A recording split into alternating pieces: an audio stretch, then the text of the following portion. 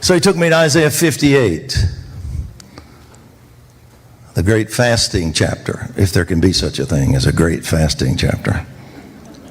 If you like fasting, you're unique. Let me rephrase it. The chapter is great. The fasting is a pain. It's not great at all. You don't have to like it to do it, right? But one of the things that it can accomplish is healing history. Now, I'm not teaching on fasting tonight. I'm trying to just tell you the context of this verse, because he says to Israel here, and I'm going to say it to all of us, he says, one of the things that can happen from this in verse 12, those from among you will rebuild the ancient ruins. In other words, I don't want you to just bulldoze this stuff out of the way and start over. Sometimes you just have to do that. But where history is concerned and generations are concerned, he wants some things rebuilt. Because sometimes you can't get to your tomorrow destiny without yesterday.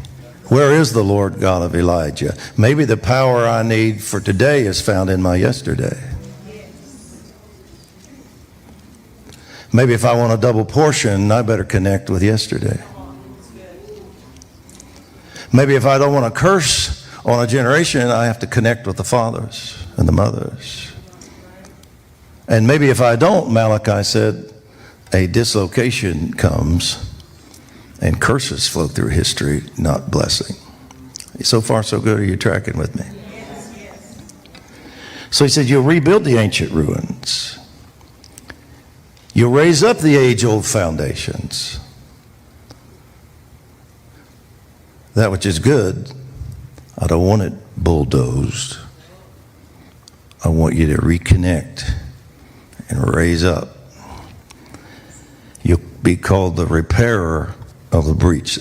Another word for a dislocation would be a breach. History experiences breaches, and now life can't flow through that place because something happened there that cut off the blessing. You'll be called the repairer of the breach, the restorer of the streets in which to dwell. Then, as a practical application of this, one day this was many years ago, probably close to 2000, I was ministering at Christ for the Nations, and it's a Bible school in Dallas. It was referenced this morning as a part of Christ for the Nations at one point was it was one of the most significant centers for what God was doing in the earth, in all the earth. And a lot of the roots of it come from right here. We heard that this afternoon, Arkansas. But I was there ministering, and I was praying, Lord, get this place back to the fullness of why you created this place. So I felt like they'd lost some things. And I was doing it publicly because everybody knew that that was true. It's not like the place was in sin. It was just that what God had put in Gordon Lindsay's heart that he wanted to do there with the signs and the wonders and the prayer and just it had lost some of its strength. And so the Lord just said to me that morning, I want you to give your session to praying for that to be restored rather than just teach. And so I was up leading in prayer, and I heard the Lord say to me, I want you to agree in prayer with Gordon Lindsay. Well, he'd been dead for 30 years. And I said, I don't think we're supposed to try to communicate with the dead. I'm not sure I can do that. It must not be God. And it was one of those duh moments for me when the Lord said, well, his prayers aren't dead. I said, well, I knew that.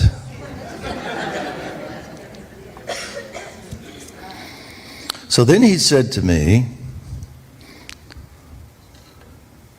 until this generation comes into agreement with what I promised him I would do and what he asked me to do. Now listen, because this is what he said to me. Until that happens, until this generation comes into agreement with what I promised him, what he asked me, I cannot. He didn't say I won't. He said I cannot do what I promised him I would do.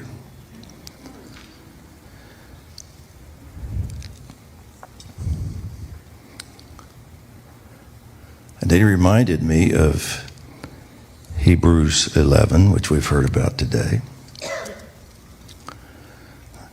Hebrews 11, the great hall of faith.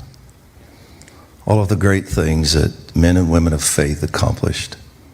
Some of it through difficult, painful persecution. And we heard about it last night, I believe.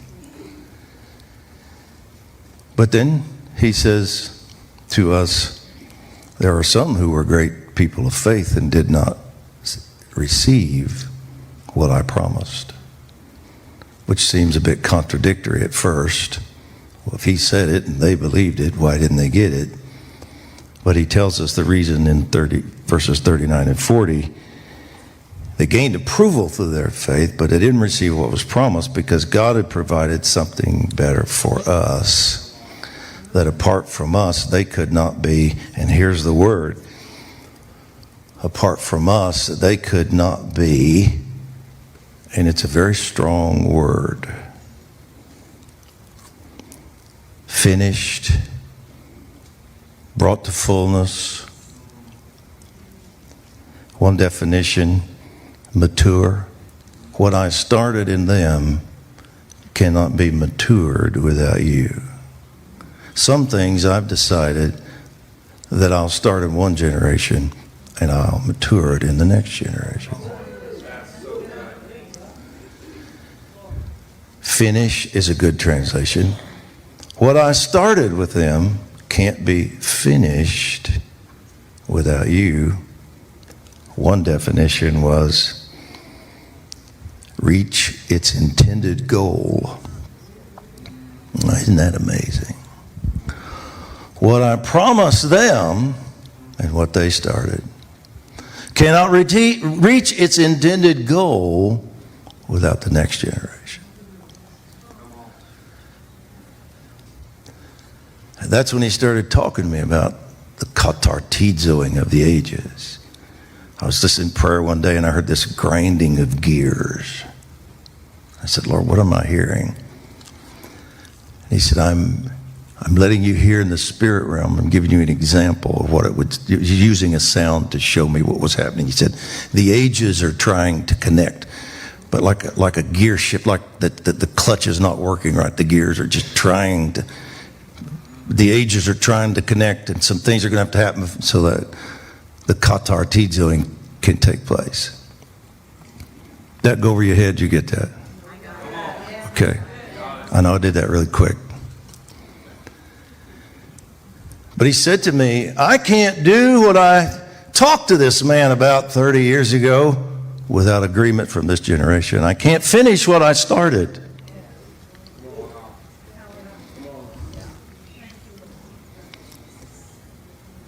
Then he said to me, you see this disconnection. You don't understand how history is connected and how the ages are supposed to be connected. And even if they're disconnected, then something's still flowing through there, pain and curse is. But something's always flowing. That's what he said to me.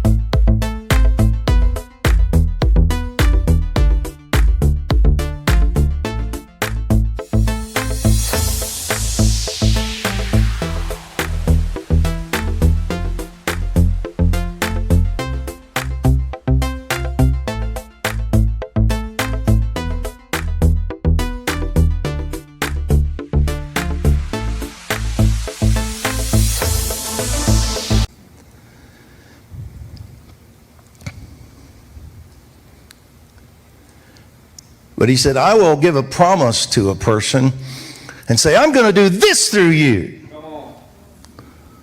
Knowing that I'm not going to do it through them directly. I'm going to do it through their great-great-great-grandson.